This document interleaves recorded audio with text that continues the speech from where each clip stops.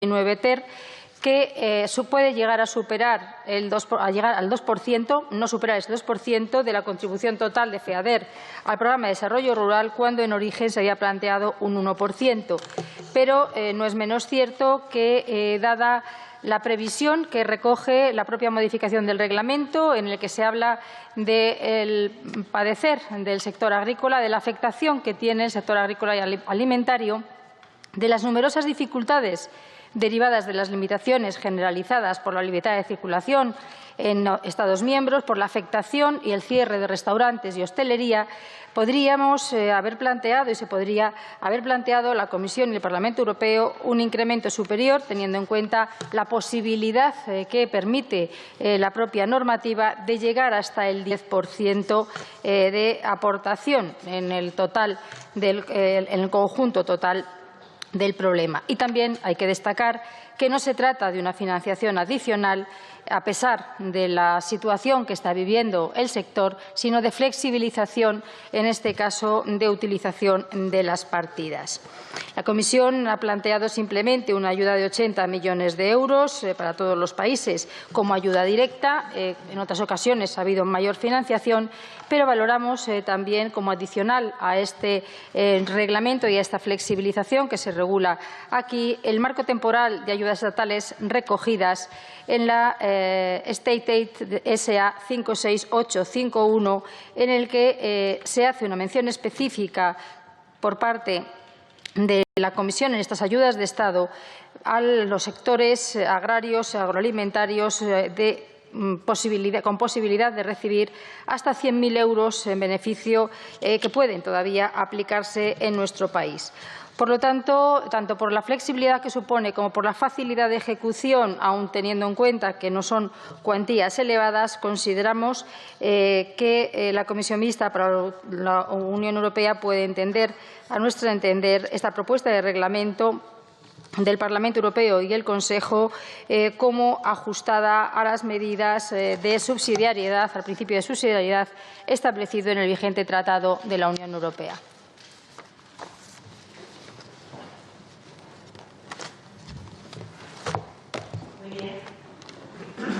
Muchas gracias. ¿Algún grupo quiere intervenir? ¿Puede entenderse aprobada por asentimiento el informe? Pues queda aprobado por asentimiento. Pasamos al punto tercero y cuarto del orden del día, que por acuerdo de la mesa y portavoces del día 16 de junio se debaten conjuntamente. Es la propuesta de reglamento del Parlamento Europeo y del Consejo por el que se modifica el reglamento número 1303/2013 en lo que respecta a los recursos para la asignación específica para la iniciativa de empleo juvenil, número de expediente 282/18, y el punto número 4, la propuesta modificada del reglamento del Parlamento Europeo y del Consejo relativo al Fondo Social Europeo Plus, el número de expediente 282/29. Interviene para presentar el informe doña Carmen Leite Coello, del Grupo Socialista en el Senado Popular. Grupo Popular.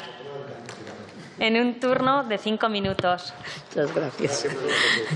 Gracias, señora presidenta. Señorías, el coronavirus ha supuesto un enorme impacto en nuestra sociedad, poniendo contra las cuerdas a nuestro sistema sanitario, al económico y afectando gravemente a nuestro comportamiento social. Tras una respuesta titubeante en los inicios de la crisis de la COVID-19, la Comisión Europea se puso las pilas con su bien recibido plan de recuperación, que esperemos que vaya bien adelante. Como decía su presidenta, la señora Ursula von der Leyen, es el momento de Europa. Esperemos que así sea. En mayo, la Comisión presentó los cambios necesarios en los programas de financiación social de la Unión Europea para poder hacer así frente a los retos sociales y de empleo en la crisis que ha provocado esta pandemia y que afecta a todos los países, algunos más que otros. Se propone que los fondos de cohesión reciban 55.000 millones de euros para el periodo 2020-2022. El instrumento será el React Union Europe, UE, en el que el Fondo Social Europeo 2014-2020 desempeña un papel clave en el mantenimiento del empleo y la inclusión social. Serán asignados en función de la grave repercusión socioeconómica, incluido el desempleo juvenil, que, como todos sabemos, concretamente a nuestro país afecta de manera grave. Según los últimos datos, tenemos una tasa de casi el 33%. 1 de cada 3 jóvenes menores de 25 años no encuentra empleo. En el marco de las nuevas propuestas para el futuro presupuesto de la Unión Europea 2021-2027, la Comisión también presentó modificaciones de la propuesta del Fondo Social Europeo Plus, FS Plus, principal instrumento para financiar el fortalecimiento de la Europa social, concentrándose en los problemas de los ciudadanos. Esta modificación, uno de los principales, también incluye el desempleo juvenil. Por ello, los Estados miembros tendrán que dedicar al menos el 10% del Fondo Social Europeo Plus para medidas que fomenten la inclusión social y vayan dirigidas a los más necesitados. También se establece un objetivo del 4% para apoyar a los más vulnerables. La Comisión propone un presupuesto total de 101 billones de euros para el periodo de 2021-2027. El Fondo Social Plus es el resultado de fusionar varios fondos: el Fondo Europeo existente, el de Iniciativa de Empleo Juvenil, el Fondo de Ayuda a los Más Necesitados, el Programa Europeo de Empleo, de Innovación Social y el de Salud. De esos 1,1 billones de euros, 761 millones se destinarán al empleo e innovación social y 413 millones al capítulo salud. En definitiva, el plan en su conjunto pretende dar una respuesta fuerte y coordinada para paliar las consecuencias económicas de la COVID-19, dando apoyo al sector sanitario, a los trabajadores y a las empresas para salvar empleos. Para ello, hay que modificar el actual marco financiero plurianual 2014-2020 para poder liberar 11.500 millones de financiación para este año 2020. Y dentro de esas modificaciones se marca lo que nos trae hoy aquí. Las modificaciones son importantes para los Estados miembros. Han mandado informe los parlamentos de La Rioja, Galicia, Extremadura sin ninguna objeción y cumplen, por supuesto, los supuestos de proporcionalidad y subsidiariedad, por lo que pido el voto favorable de esta comisión. Gracias. Muchas gracias, señora Leite. ¿Algún grupo quiere intervenir? ¿Algún grupo desea que haya votación? ¿Puede darse entendido aprobado por asentimiento? ¿Puede entenderse aprobado por asentimiento? Pues queda aprobado por asentimiento. Pasamos al punto número 5 del orden del día. Propuesta modificada de decisión del Consejo sobre el sistema de recursos propios de la Unión Europea. Número de expediente 282/19. Interviene para presentar el informe el señor Antonio Gutiérrez Limones, del Grupo Parlamentario Socialista. Muchas gracias, señora presidenta. Buenas tardes. Se trata, lo que nos trae aquí para pedir nuestro informe de conformidad conforme al principio de subsidiariedad, es una modificación de la decisión del Consejo sobre el sistema de recursos propios de la Unión Europea que se aprobó el 2 de mayo de 2018 y que tenía como objetivo garantizar la financiación del presupuesto de la Unión, es decir, el marco financiero plurianual 2021-2027. Es una propuesta, por tanto, de carácter excepcional y temporal para dar una respuesta conjunta a las consecuencias económicas y sociales provocadas por la pandemia del COVID-19 y pretenden ser un complemento a las medidas económicas y financieras adoptadas ya por cada uno de los Estados miembros. En esta nueva propuesta se recoge la posibilidad de que la Comisión acuda a operaciones de empréstito por valor de 750.000 millones de euros, de los cuales 250.000 serían aplicables a concesión de crédito y 500.000 a subvenciones. Y se pretende que sean desembolsados cuando la Unión Europea emprenda una senda de crecimiento positiva que se entiende que sería al inicio del año 2028 y serían devueltos en su integridad al finalizar el 2058. Hemos recibido una carta del presidente del Parlamento sueco donde el Riksbank plantea que el marco financiero plurianual debe estar basado en una política presupuestaria eficiente y restrictiva, que en la medida de lo posible el apoyo debe basarse en los instrumentos y formas de financiación ya existentes y que ellos entienden, el Riksdag, el Parlamento sueco, que este tipo de préstamos se gestiona mucho mejor desde el ámbito nacional. El RIPA ya consideró que la propuesta original del sistema de recursos propios, o sea, la del año 2018, no cumplía con el principio de subsidiariedad, por tanto, y que ahora mismo también sigue insistiendo en que no la cumple en la actual propuesta. Se han recibido, por otro lado, informes positivos de conformidad de la Asamblea de Extremadura y también del propio Gobierno de España. Los objetivos de la propuesta van más allá del interés y beneficio exclusivo de uno o de varios Estados miembros. Estos objetivos no pueden ser alcanzados de manera suficiente por los propios Estados y sí pueden serlo más fácilmente a escala de la Unión Europea. Los beneficios son claros y la gestión es compartida, por lo tanto podemos concluir que esta propuesta cumple plenamente con el principio de subsidiariedad y, por lo tanto, solicito a la Comisión que así se apruebe. Gracias.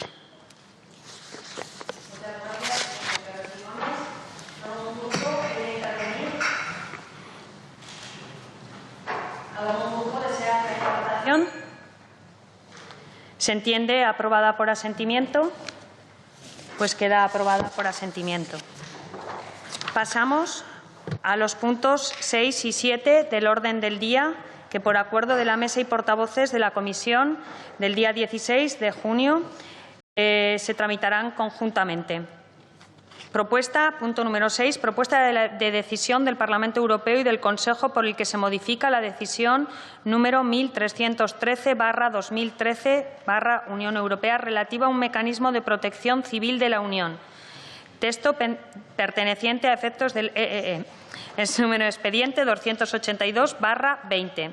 El punto número 7, la propuesta del Reglamento del Parlamento Europeo y del Consejo por el que se modifica el Reglamento número 1257/96 del Consejo de 20 de junio de 1996 sobre la ayuda humanitaria, número de expediente 282/28.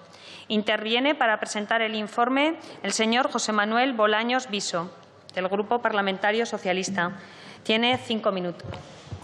Gracias, presidenta. Así es, haré una sola presentación porque ambas modificaciones se complementan entre ellas y porque el sentido de la propuesta es la misma para ambos reglamentos. En lo que se refiere a la primera de ellas, el artículo 19 de la decisión 1313 del 2013 relativa al mecanismo de protección civil de la Unión y las disposiciones con él relacionadas hacen referencia a la dotación financiera disponible para respaldar la protección civil en el actual marco financiero plurianual 14-20.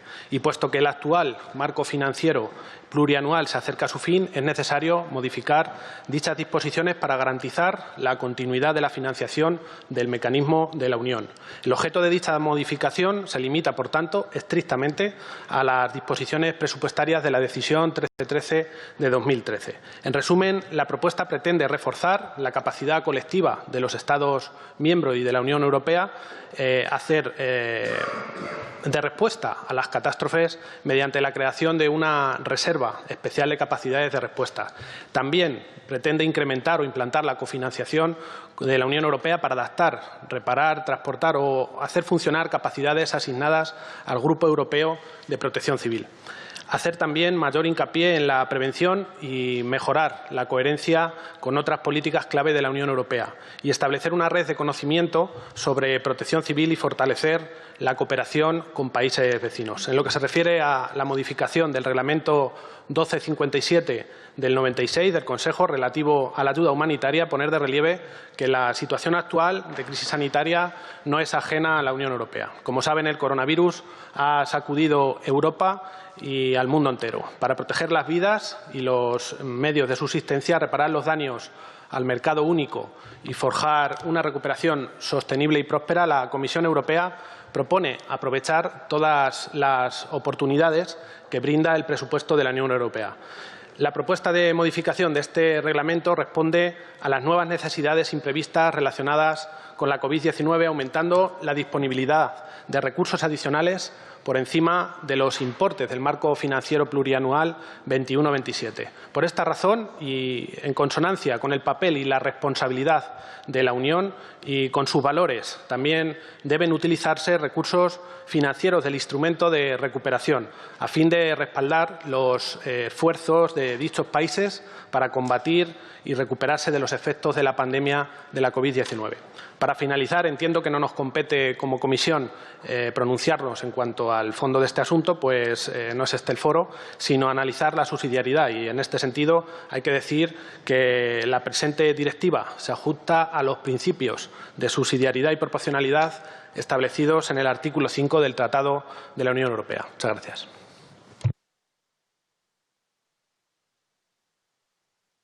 ¿Intervenir? ¿Sí? Gracias. Tiene la palabra señora Illamola Causa. Gracias. Simplemente dos cuestiones muy pequeñas. Una es, y ahora lo ha dicho el ponente también al final, ha hablado de la propuesta de directiva. Entonces, la presente directiva, yo creo que es una, si no lo he entendido mal, es una propuesta de decisión y una propuesta de reglamento. Entonces, en el texto también habla de directiva. Supongo que es un error tipográfico, ¿vale? Pero era por si me lo pueden, para aclararlo, o si es error mío.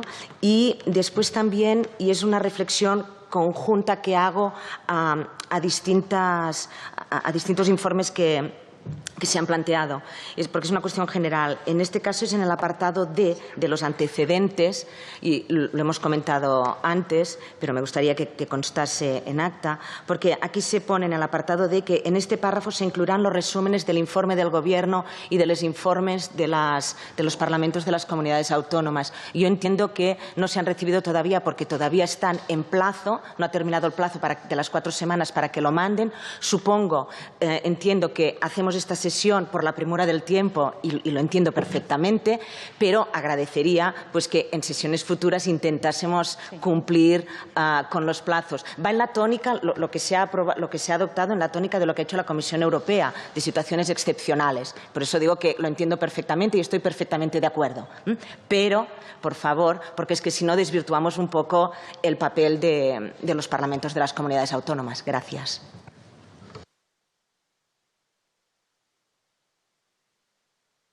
Tendremos en cuenta para próximas convocatorias de la comisión y, efectivamente, ha sido por la necesidad de los plazos de aprobarlos cuanto antes. Tenía que ser ya. ¿Algún otro grupo desea intervenir? ¿Algún grupo desea que haya votación? ¿Puede entenderse aprobado por asentimiento?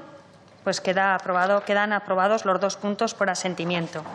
Pasamos al punto 8º del orden del día.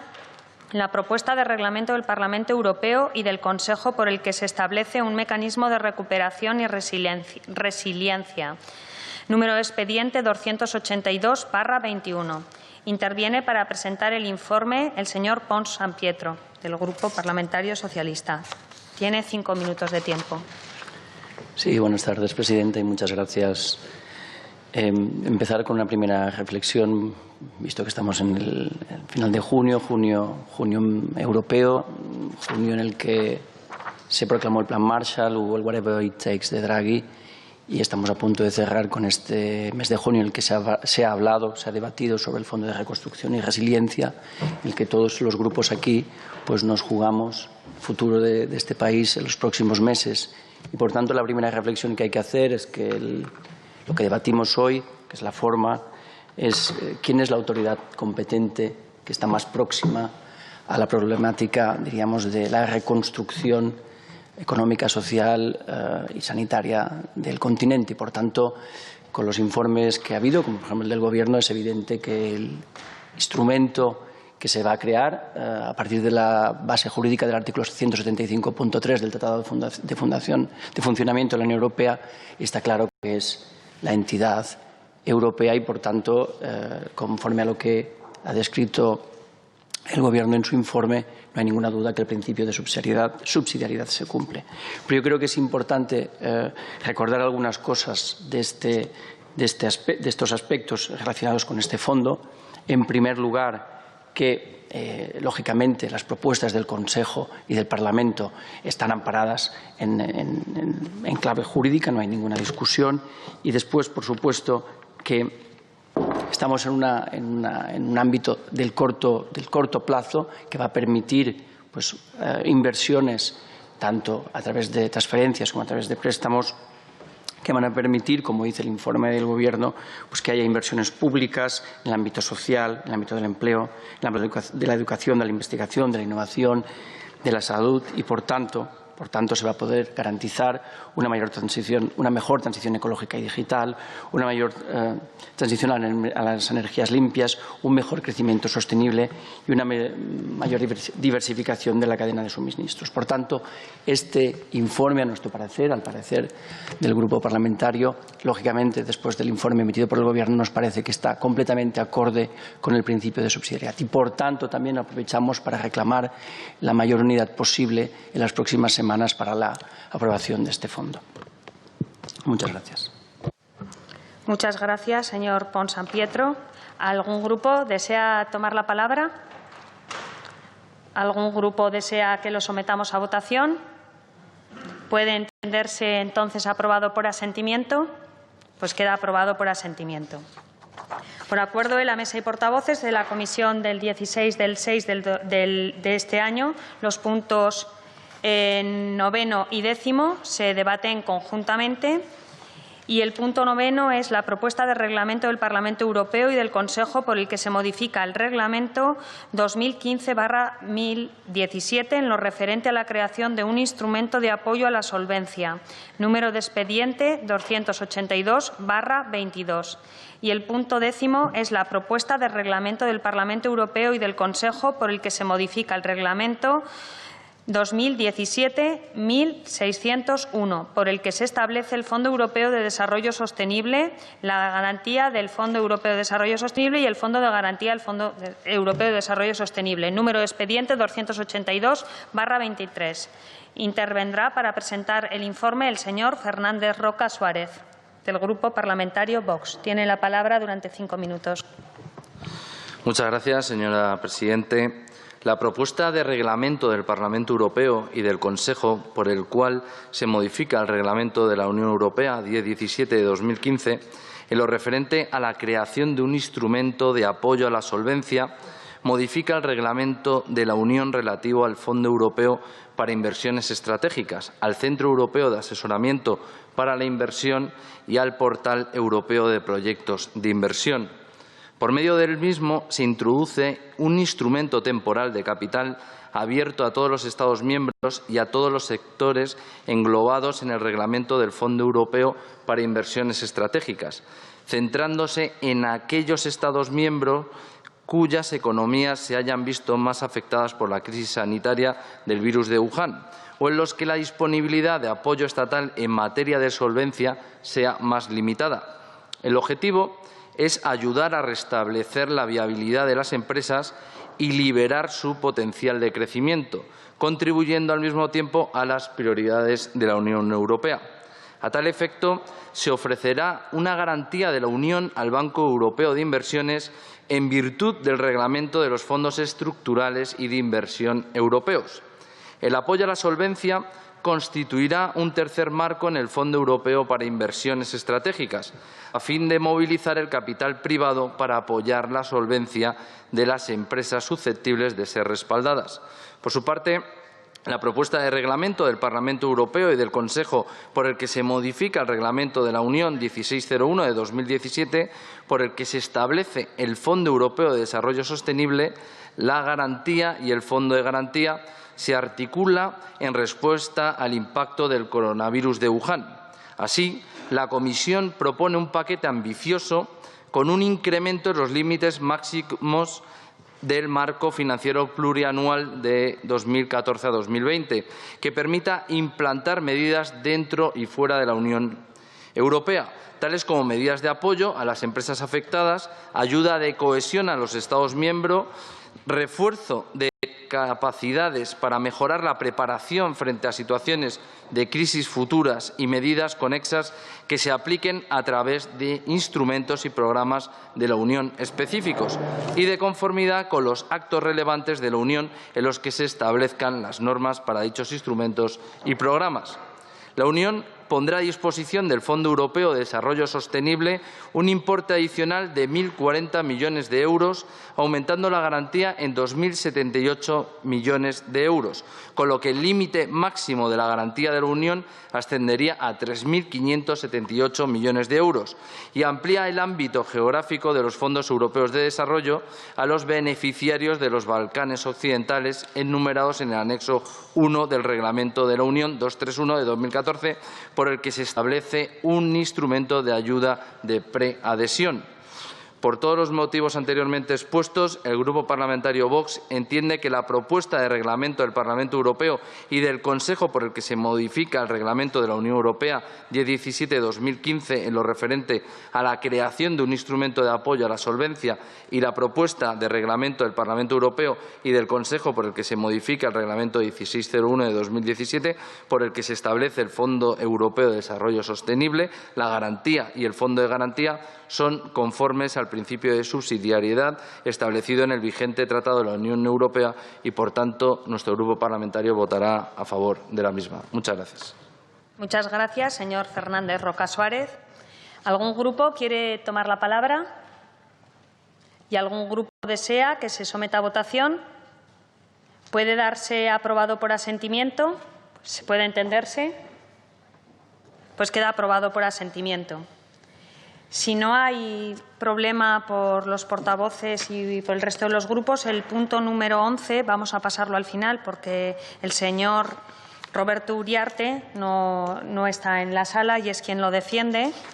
Y pasamos al punto número 12, que es la propuesta de reglamento del Parlamento Europeo y del Consejo relativo.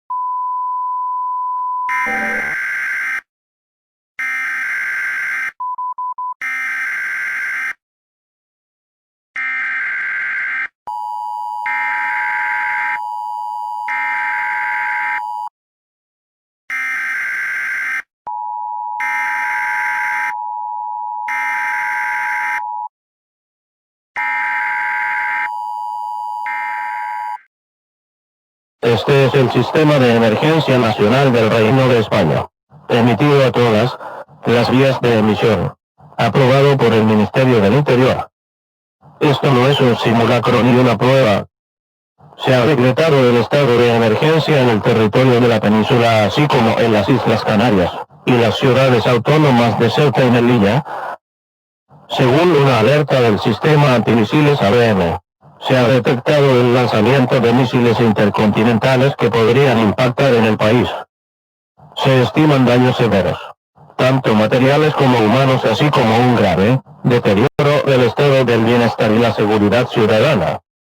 El tiempo estimado de los primeros impactos oscila entre los 7 y los 15 minutos. Estos misiles probablemente porten cabezas nucleares. Por favor, intente no sucumbir al pánico. A continuación le ofreceremos una serie de sugerencias para intentar asegurar su supervivencia en caso de darse situaciones críticas.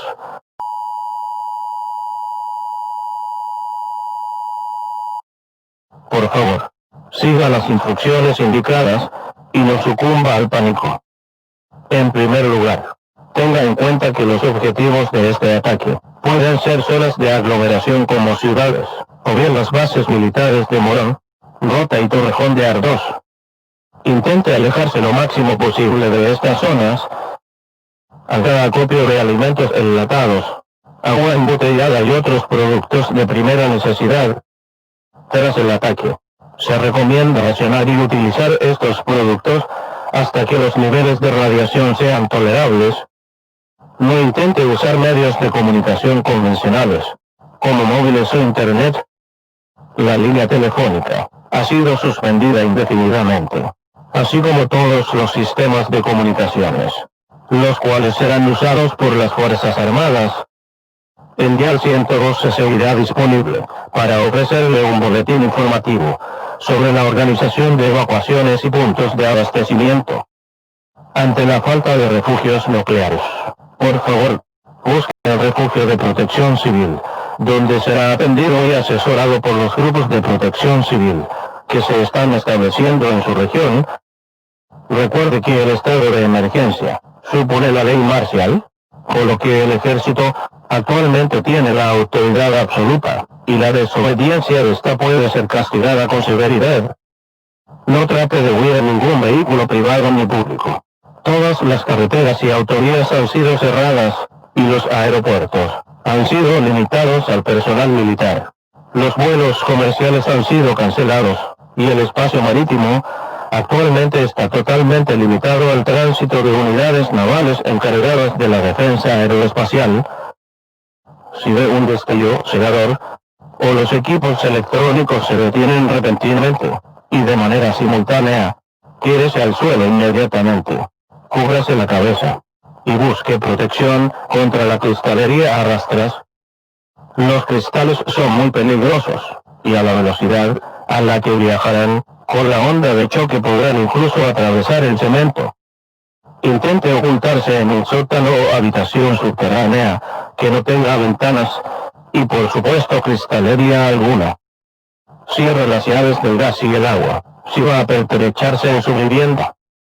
Desconecte también el interruptor principal de la corriente.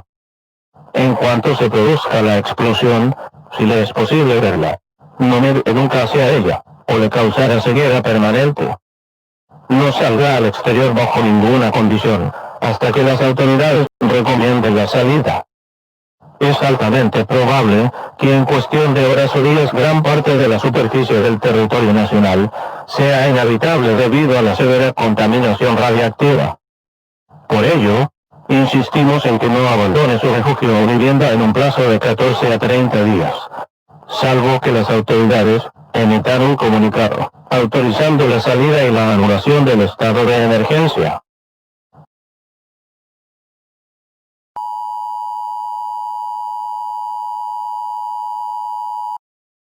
Intente obtener una radio Reaper con ella en el canal 16 del Servicio de Emergencia Marítima. Frecuencia 1, 5, 6, 8, 0,0. En la banda VHF, para comunicarse con el sector central de protección civil, y recibir nuevas instrucciones.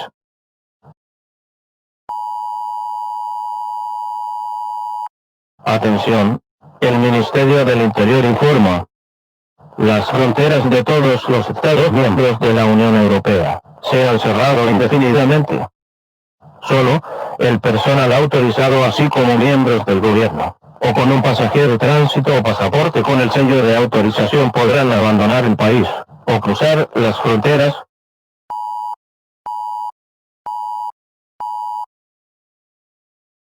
Se confirma un alto riesgo de impactos en las siguientes localidades: Barcelona, Comunidad de Madrid, Provincia de Cádiz, Provincia de Sevilla. El Servicio de Protección Civil recomienda no abandonar su vivienda o el lugar donde vaya a pertrecharse en los próximos 14 días. Si no recibe una notificación por radio a través del canal de emergencia y necesita transitar hacia otro lugar, no lleve armas de ningún tipo. De lo contrario, las autoridades podrían considerarlo como una amenaza potencial y atacarle indiscriminadamente.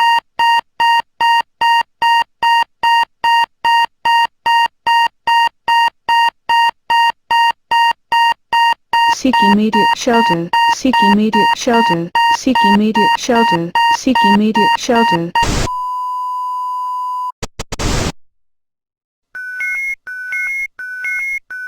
Seek shelter, now. Seek a place of safety, now.